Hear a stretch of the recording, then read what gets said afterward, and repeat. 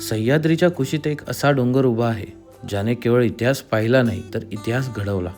जिथे वाऱ्याची झुळूकसुद्धा शिवरायांच्या पराक्रमाची गाथा गाते, तो म्हणजे दुर्गराज रायगड. नमस्कार मित्रांनो, आपण अनेक किल्ले पाहतो फिरतो, पण रायगड म्हणजे केवळ एक डोंगर नाही तर तो एक विचार आहे. आजच्या या व्हिडिओत आपण ह्याच विचाराची आणि स्वराज्याच्या राजधानीची शौर्यगाथा पाहणार आहोत. तर चला माझ्यासोबत.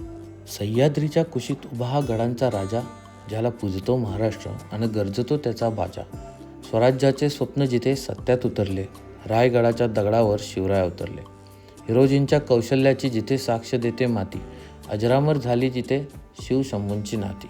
नगारखान्याची ती ललकारी आजही कानी येते, महाराजांची ती राजसभा अभिमानाने भरून देते. टकमक टोक सांगते कथा शत्रूच्या त्या अंताची, जगदीश्वराची पायरी साक्ष राजाच्या त्या नम्रतेची. राज्याभिषेकाचा तो सोहळा, नभी गुलाल उधळला, रायगडाच्या माथ्यावर हिंदवी सूर्य तळपळला. जिथे विसावले माझे राजे ते पवित्र स्थान आहे. रायगड म्हणजे केवळ डोंगर नाही तर महाराष्ट्राची शान आहे, महाराष्ट्राची शान आहे. महाडच्या उत्तरेस 25 किलोमीटरवर असलेला रायगड किल्ला हा चहूबाजूंनी डोंगर रांगांनी वेढलेला आहे. याच्या उत्तरेला आणि पूर्वेला काळ नदीचं खोरं पसरलेलं आहे, तर पश्चिमेला गंधारी नदी वाहते. याच्या पूर्वेला लिंगाणा, आग्नेयाला राजगड तोरणा, दक्षिणेकडे मकरंदगड, प्रतापगड, वासोटा व उत्तरेला कोकणदिवा असा मुलूक दिसतो. रायगडाचा माथा राजधानी बनवण्यासाठी सोयीचा व प्रशस्त आहे. शत्रूला अवघड वाटणाऱ्या प्रदेशातले ते अधिक अवघड ठिकाण आहे. सागरी दळणवळणासाठीही हे ठिकाण जवळ आहे, म्हणून महाराजांनी राजधानीसाठी रायगड या गडाची निवड केली.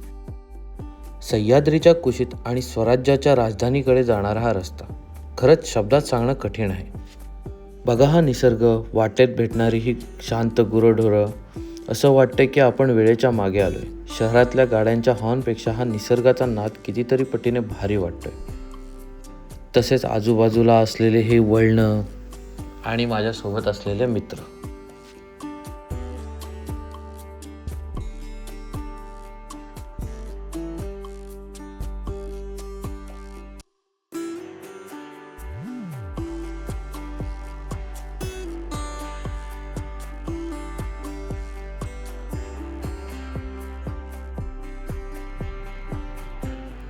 आणि हे समोर बघा, काय भारी धुकं पसरले. असं वाटतंय जणू पूर्ण डोंगरांच्या वरती एक पांढरी चादरच पांघरली आहे.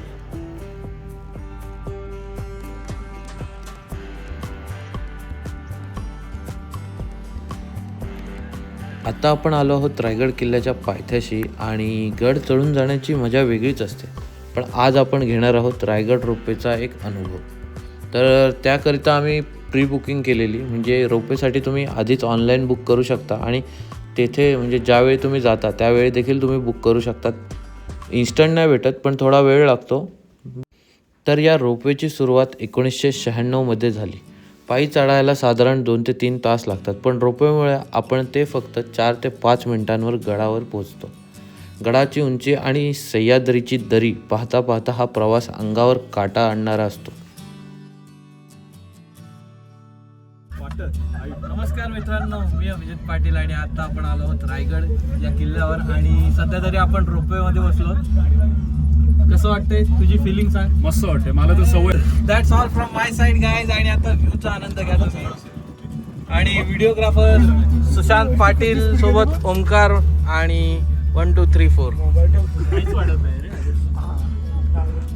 ही बघा हाईट. रोपवेने आपण थेट वरच्याच टप्प्यावर पोहोचतो. इथून बाहेर पडलं की समोरच दिसतो तो म्हणजे भव्य असा रायगड.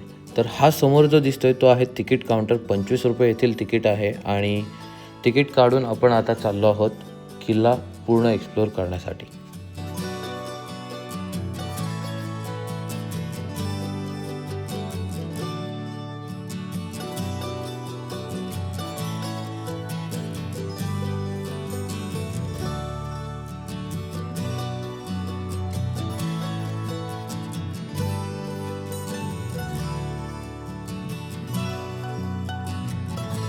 मित्रांनो, रायगड किल्ल्यावर राजदरबाराच्या अगदी जवळ असलेल्या या 6 इमारती म्हणजे स्वराज्याचा राणीवसा. छत्रपती शिवाजी महाराजांच्या राण्यांसाठी बांधलेले हे खास महाल आहे.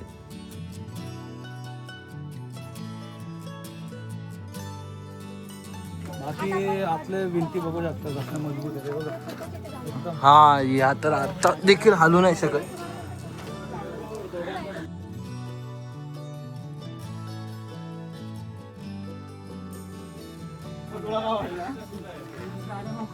तर हे बघा जागोजागी सेम म्हणजे सेम टू सेम हे आहेत महाल आणि चढणी आहेत म्हणजे पाणी खाली येण्यासाठी खास असा बनवलेला आहे ते. स्लोप मध्ये एक एक मजला जसा असतो आपला हम्म. एक एक मजला असं स्लोप दिला आहे. म्हणजे प्रत्येकाला सगळा निचरा होईल. पाणी डायरेक्ट खाली जाईल. आणि हे बघा हे तुम्ही बघू शकता हे विटा आहेत ना आपल्याला वाटेल आतच लावलेत पण या तेव्हाच्या काळातल्याच आहेत विटा विटा जुन्या आहेत तेव्हा पण होतं विटांचा यूज. ओके. हे सगळं तेव्हाच आहे बांधकाम. हे आपल्याला वाटेल विटा आहेत म्हणून आता बांधलंय असं नाही. सगळीकडे किती आहेत टोटल महाल? 7 आहेत. 7. 7 राणींची 7. येथे एकूण 6 महल असून ते एकमेकांना लागून अत्यंत शिस्तबद्ध पद्धतीने बांधलेले आहेत. प्रत्येक महालाची रचना ही सारखीच आहे. प्रत्येक महालात प्रशस्त दालने, न्हाणीघर आणि सांडपाण्याची उत्तम व्यवस्था आजही आपल्याला पाहायला मिळते. त्या काळी राण्यांच्या सुरक्षिततेची आणि गोपनीयतेची किती काळजी घेतली जात असे याचं हे उत्तम उदाहरण आहे. जरी आज फक्त या भिंतींचे अवशेष शिल्लक असले तरी त्या काळच्या भव्यतेची कल्पना आपल्याला नक्कीच येते. आणि आता आपण आलो रायगडाच्या वर एकदम आणि बघा किती स्वच्छ पाणी वाटतं. स्वच्छ पाणी एकदम असा सुंदर परिसर इकडचा. हे बघा फुलं देखील आलेली आहेत. म्हणजे पोखरला ना मग तो तलाव झाला आणि ही दगड इथे वापरली. पहिली आणि हे किती मजली होतं? हे जवळजवळ 7 मजली होते. मग ते ढासाळलंय सध्या तरी. आतमधली पहिलं आणि ही दगड इकडनंच काढली बघा या तलावात. या तलावात अरे बघ कसं हा वाटतं सध्या 3 मजलीचा साधारण दिसतं आपल्याला स्ट्रक्चर. अजून 4 मजली उंच होते. सेम ह्याची पण कंडिशन हीच होती गिरली असेल. हा ते कालांतराने आणि त्या विटांचा काही सीन पडलंय. ते बारीक बारीक विटा तेव्हाचेच आहेत ओरिजिनल आहेत ते. हो काय अरे लोकांना काय वाटतं विटा म्हणजे आपला तेव्हापासून बारीक बारीक आहेत त्या वेगळ्या पद्धतीचे. आणि हा आहे सौरव पाटील. हा आहे इथं पण मंदिर आहे बघ एक. हा आहे गौरव पाटील. त्याच्या मागे मॉन्टी आणि हा हा मग आपण करू. इथे नाही गेलो कधी. नवीन मेंबर पनवेलकर असं त्याला वाटतंय. तो खरा आहे पनवेलचाच.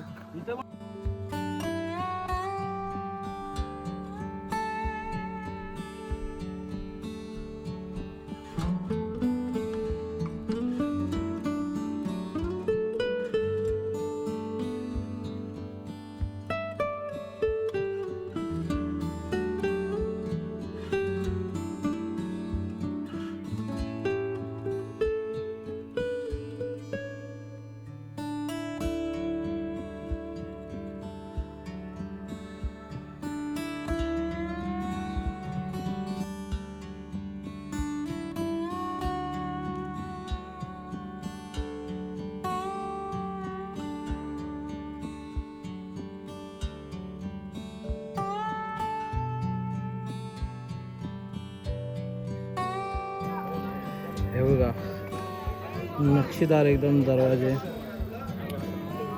रायगड किल्ल्यावरील राजवाडा हा शिवकालीन स्थापत्यशास्त्राचा एक उत्कृष्ट नमुना आहे. रायगड किल्ल्यावर होळीचा माल ओलांडून पुढे गेल्यावर नगाडा दरवाजा लागतो. या दरवाजातून आत गेल्यावर जो विस्तीर्ण परिसर दिसतो तोच महाराजांचा राजवाडा. राजवाडा हा दगडी बांधकामाचा होता.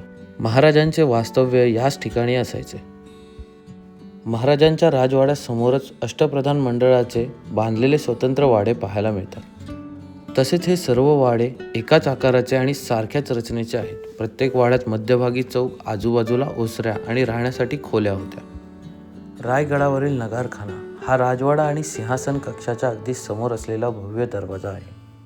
याची उंची इतकी जास्त आहे की महाराजांच्या काळी हत्तीवर अंबारी ठेवून एखादा व्यक्ती सहजपणे या खालून आत येऊ शकत असे. तर व्हिडिओमध्ये जो तुम्हाला शिल्प दिसतोय तो म्हणजे शरभ.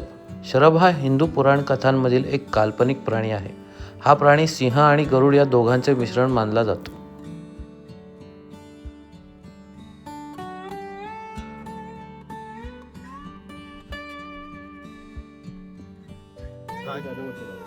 विरगळ ही काहीतरी वेगळं आहे ते देवींचं. हे वेगळे असेल विरगळ विरगळ म्हणजे वीरमरण येतं ना त्यांना जिथे ठेवतात ना त्यांच्यावरती हे असे ठेवतात. हा ते सापडले असतील हो कुठेतरी असं. अवशेष आहेत हे सध्या.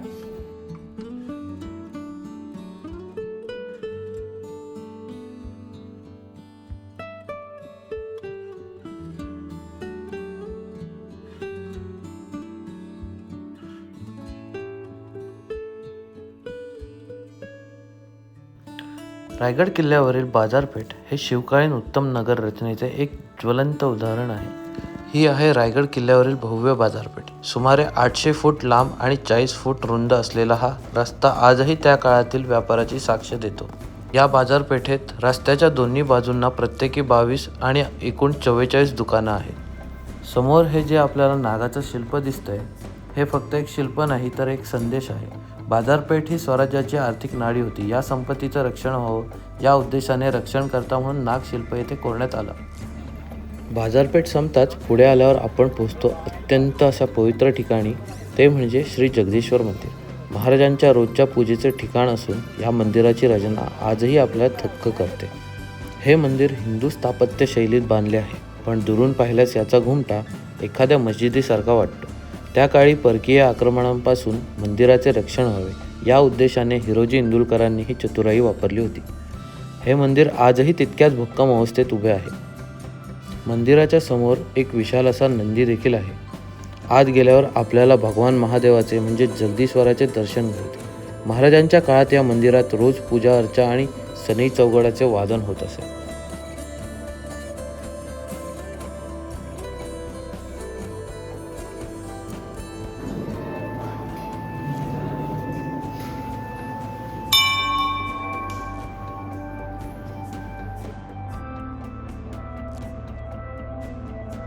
जगदीश्वर मंदिराच्या पूर्व दरवाजातून बाहेर पडलं की समोरच दिसतो तो एक भव्य अष्टकोनी चौथरा. हेच ते स्थान आहे जिथे अखंड हिंदुस्थानाचे दैवत श्री छत्रपती शिवाजी महाराज विसावले. ही आहे महाराजांची समाधी. 3 एप्रिल 1680 रोजी महाराजांनी रायगडावर आपला देह ठेवला. ज्या राजाने शून्यातून विश्व निर्माण केलं, रयतेचं स्वराज्य उभं केलं, त्या थोर महापुरुषाच्या स्मृती आजही या दगडातून आपल्याला प्रेरणा देतात. समाधीच्या अगदी जवळच आपल्याला एका कुत्र्याचा पुतळा दिसतो. असे म्हटले जाते की हा महाराजांचा निष्ठावंत वाघ्या नावाचा कुत्रा होता. महाराजांच्या निधनानंतर त्यानेही चितेत उडी मारून घेऊन आपला प्राण अर्पण केला होता. स्वामीनिष्ठेचे हे एक अजरामर उदाहरण आहे. मंदिराच्या उंबरठ्यावर एक शिलालेख आहे, सेवेचे ठाई तत्पर. हिरोजी इंदुलकरांनी जेव्हा संपूर्ण रायगड उभारला तेव्हा महाराजांनी त्यांना विचारलं, तुम्हाला बक्षीस काय हवं? तेव्हा हिरोजींनी फक्त एवढंच मागितलं की राजे, या पायरीवर माझं नाव कोरण्याची परवानगी द्या, जेणेकरून तुम्ही जेव्हा जेव्हा दर्शनाला याल तेव्हा तुमच्या चरणांची धूळ माझ्या नावावर पडेल.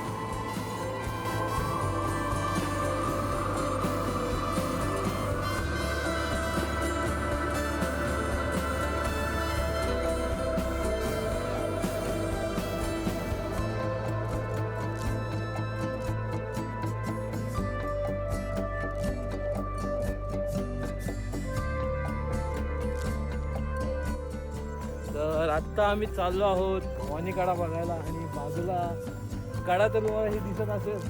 आता आम्ही तुम्हाला भवानी कडा दाखवू आणि मध्ये आम्ही आहोत.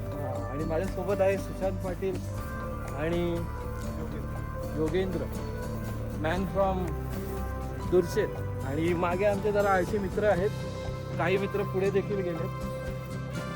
पाहूया आता भवानी कडा. खूप अशी लांब वाट आहे माझ्या मते तरी 1.5 किलोमीटर, म्हणजे असा वर खाली आहे असं नाही बोलू शकत. स्ट्रेट आहे, स्ट्रेट असा 1.5 किलोमीटर तर आपण इझिली गेलो असतो.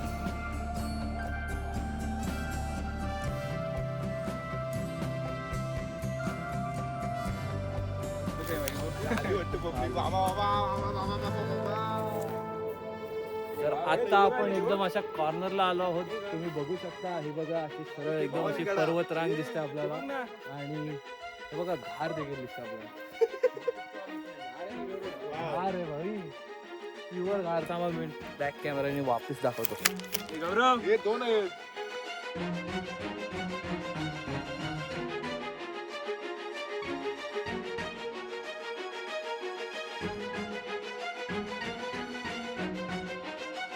भवानी टोकाची ही वाट गडाच्या तटबंदीला लागूनच आहे. इथून चालताना एका बाजूला इतिहासाच्या खुणा आणि दुसऱ्या बाजूला खोल दरी.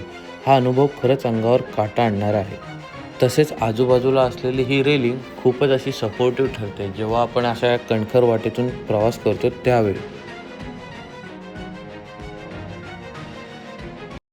गरुड त्याला मुंगी पण दिसते अशी वरनं. आता काय बोललास ते रिपीट कर. काय बोलतो गरुड गरुड काय आपल्याला दिसत आहेत. बोल ना. खाऊ दे जरा सुखाने खाऊ दे. वर्ण ढगातून. ओमकार हा काय बोलला आता. आकाशातून बघा. गरुडला ससे दिसतात तो वरनं. बोललो काय आता चुकीचा बोललो. बिस्किट खाले. गडाचे रक्षण करणारी माता भवानी हिच्या नावावरूनच या टोकाला भवानी टोक असे नाव पडले असावे असे मानले जाते. भवानी टोक हे गडाच्या अशा ठिकाणी आहे जिथून समोर पूर्ण काळ नदीचं खोरा आणि सह्याद्रीच्या रांगा दिसतात. पावसाळ्यात तर इथलं सौंदर्य शब्दात सांगता येणार नाही.